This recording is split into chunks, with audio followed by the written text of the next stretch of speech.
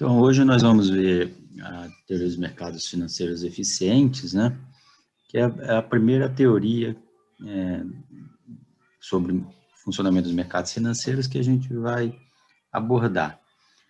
E depois a gente vê a teoria concorrente, seria da instabilidade financeira. Então, do que se trata essa eficiência, né, do sistema financeiro? Então, um sistema financeiro eficiente poderia ser pensado a eficiência em vários níveis, né? Chamada eficiência operacional, em que as transações são realizadas de forma rápida, segura, com baixo custo, né, o custo mínimo. Ela pode ser entendida como uma eficiência alocativa, onde os recursos são alocados, né, da forma mais produtiva, isto é, que eles são aplicados nos projetos de maior retorno. Então, sai aquilo que é de menor retorno para os ativos de maior retorno. E, muito importante, talvez fundamental, a eficiência informacional, em que as informações fluem por todo o sistema e os preços são baseados em todas as informações relevantes disponíveis. Então, a ideia de sistema financeiro eficiente, né, ou de mercados financeiros eficientes, engloba todas essas eficiências, né, eficiência operacional, locativa e informacional. Então, quando estamos falando disso, fundamentalmente é informacional, mas todas elas estão relacionadas. Então, é disso que se trata a ideia de mercados eficientes. Dada a eficiência informacional, os agentes maximizadores, racionais, vão alocar da melhor maneira possível os seus portfólios, sua riqueza. Então, como é que se define, né, os mercados eficientes, os mercados financeiros eficientes, né? Nós vamos usar aqui as várias definições que o Eugênio Fama utilizou, porque ele é o autor mais reconhecido como mais importante da proposição de mercados financeiros eficientes, né?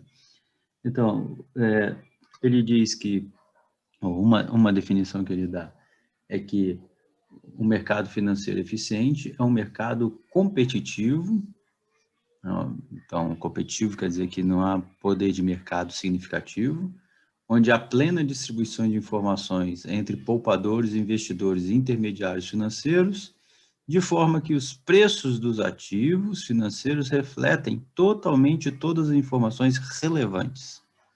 Então, veja que a questão da informação é fundamental. Então, a distribuição é igualitária, né, entre os vários agentes, e o mercado é competitivo.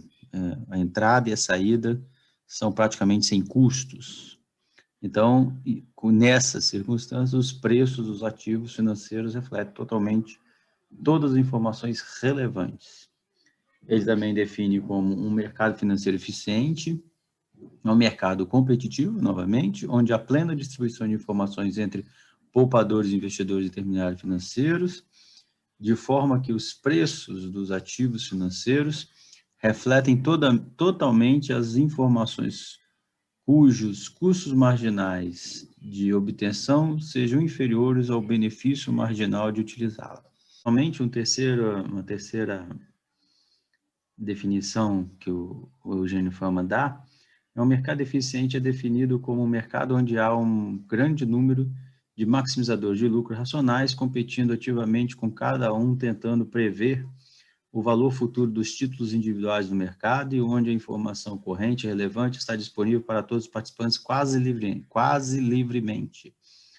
Em um mercado eficiente, a concorrência entre os muitos participantes inteligentes conduz a uma situação em que, em qualquer ponto do tempo, os preços reais dos títulos individuais já refletem os efeitos da informação com base tanto em eventos que já ocorreram, como em eventos que, a partir de agora, o mercado espera ocorrerão no futuro. Em outras palavras, em um mercado eficiente, a qualquer momento, o preço real de um título será uma boa estimativa do seu valor intrínseco. Então, observe,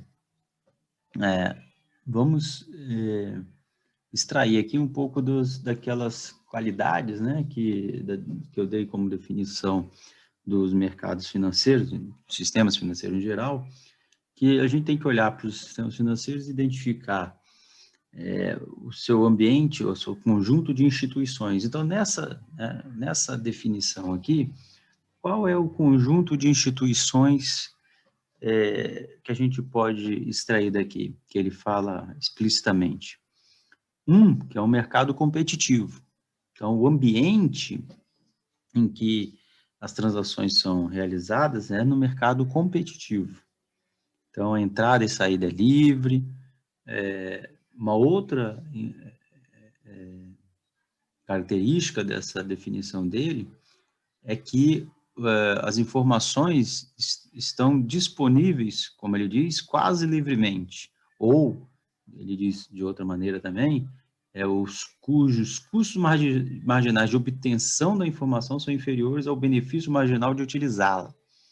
Vamos voltar a essas duas definições. Então, o ambiente é um ambiente competitivo em que as informações estão livremente disponibilizadas, não se sabe por quem, ou que o custo de obtê-las é menor do que o benefício que se obtém em tê-las.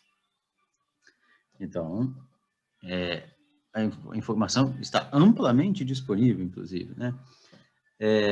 Finalmente, ele diz, qual é o tipo de agente que negocia nesses mercados? Investidores, intermediários, mas qual é o hábito, para usar lá a definição que eu dei de sistema financeiro, qual o hábito de pensamento nesse mercado e de comportamento? Ele diz, os indivíduos são indivíduos maximizadores. Todos os indivíduos são maximizadores, são racionais e maximizadores. Todos têm o mesmo tipo de comportamento. Eles têm o mesmo tipo de comportamento.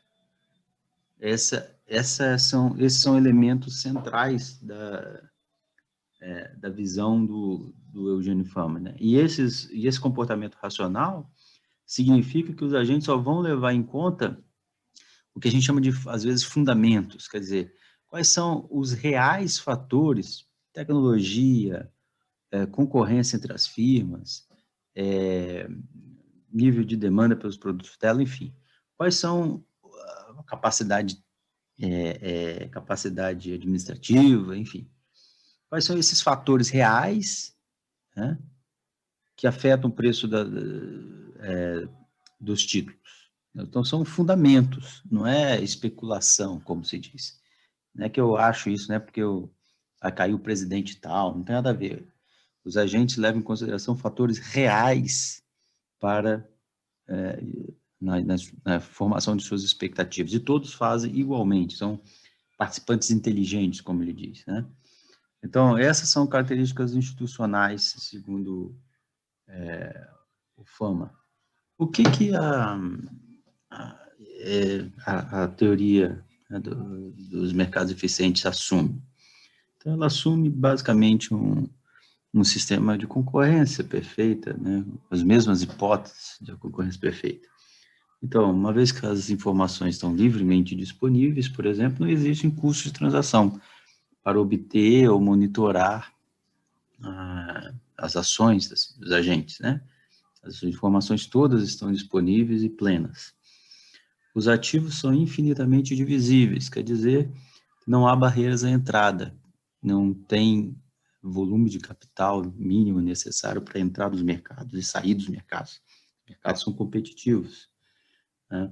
E nenhum negociante é suficientemente grande para influenciar os preços. Então, todos são tomadores de preço, não formadores de preço, né? Os investidores são agentes racionais, que só tomam decisões com base nos retornos esperados e os riscos subjacentes. Eles não tomam decisões baseadas em sentimentos, em especulação, em coisa do gênero.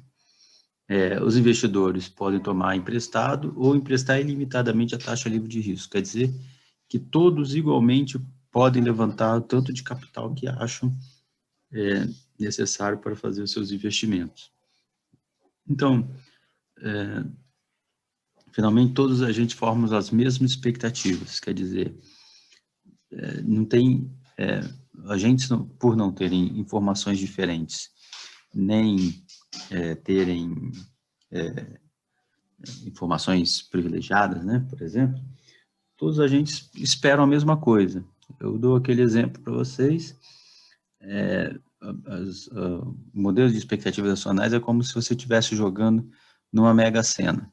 Todo mundo tem as mesmas informações, todo mundo sabe quais são os milhares de conjuntos de 6 números que você pode obter ali dentro das regras da Mega Sena. E sabem também, igualmente, quais são as probabilidades de cada dos eventos. Isso quer dizer que todo mundo vai jogar o mesmo número? Não, a gente não deve confundir isso. Quando a gente fala que todos a gente tem as mesmas expectativas, o que nós queremos dizer é que todos sabem todos os resultados possíveis e quais as probabilidades dos eventos ocorrerem. Ainda assim, haverá a possibilidade dos jogadores jogarem números diferentes, alguns saírem ganhando, outros saírem perdendo. O que não pode haver é um agente sempre acertar mais do que os outros. Isso seria impossível, porque a distribuição ela não pode ser uma distribuição desigual, né? A distribuição de eventos tem que ser igual. As probabilidades são iguais, então se a probabilidade é igual, os eventos ocorrem dentro da mesma probabilidade. Um número não pode dar mais do que outro, sistematicamente, né? Então essa é a ideia que a definição de expectativas de mercados eficientes tem. E o que a teoria dos mercados eficientes não diz, para a gente não confundir, né? Vamos ser precisos.